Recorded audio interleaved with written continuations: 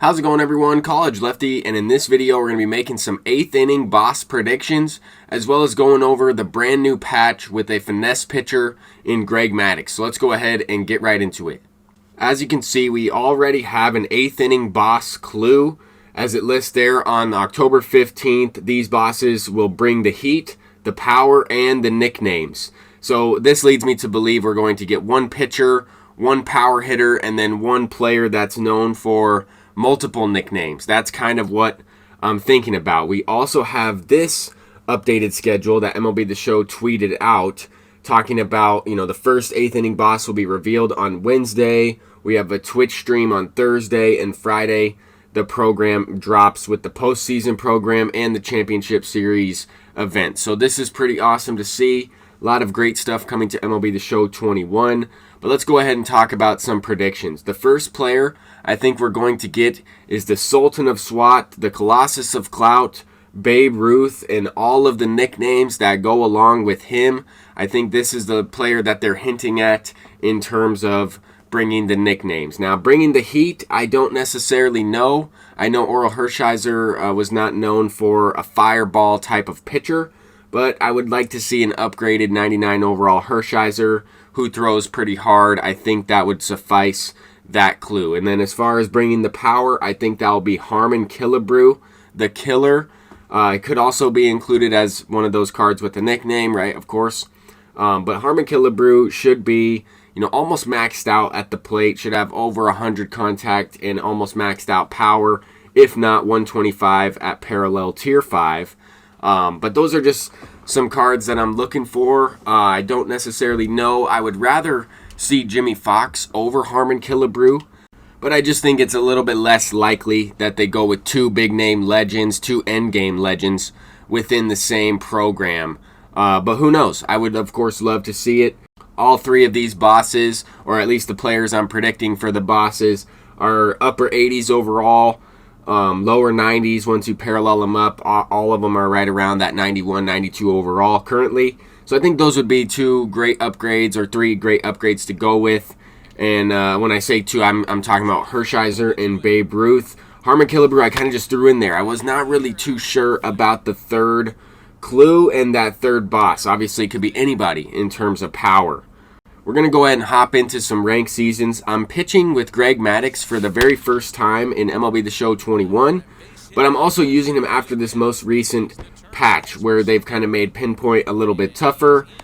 They've also expanded the PCI range and sensitivity within the strike zone. Talked a little bit about that in my breakdown of the most recent patch. But this is actually my first game, so we're testing out a few things. If you notice, I am throwing a lot of pitches just off the strike zone, actually a little bit further off the strike zone than I have in the past, or that I've been throwing all year.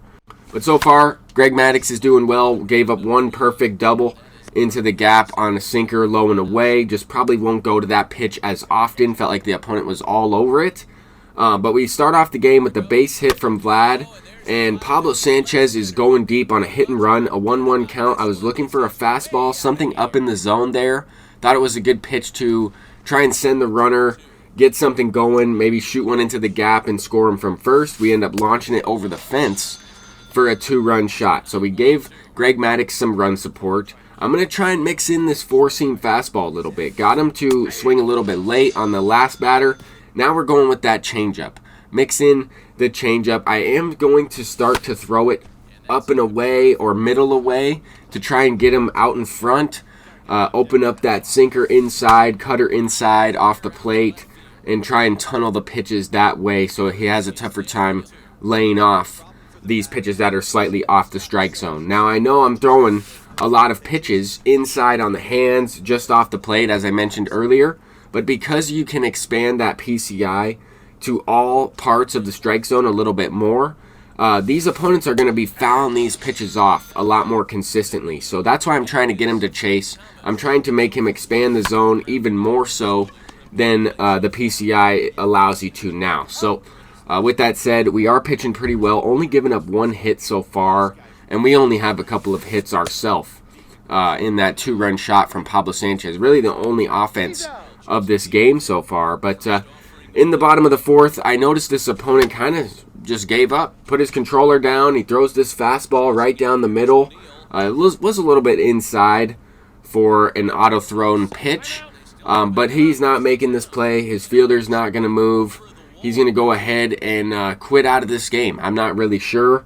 It was only a 2-0 game. You know, we have a finesse type of pitcher on the mound. I think Felix Hernandez is probably better than Greg Maddux in this game, just in general, because of the hits per 9. King Felix just seems to pitch really well in this game. He does have the meta pitches very similar to Greg Maddux. I kind of like using a straight changeup more than a circle changeup, just easier for me to throw, especially out of the stretch. But this is the squad we're rocking with. I might switch out a couple of these pitchers just because I'm trying to make it into the World Series division. I want to unlock Lou Gehrig, but I don't know how well Walter Johnson will pitch with this brand new meta with the PCI increase in range. But that's going to do it for this video. I'm College Lefty, and I hope you enjoyed. Peace out.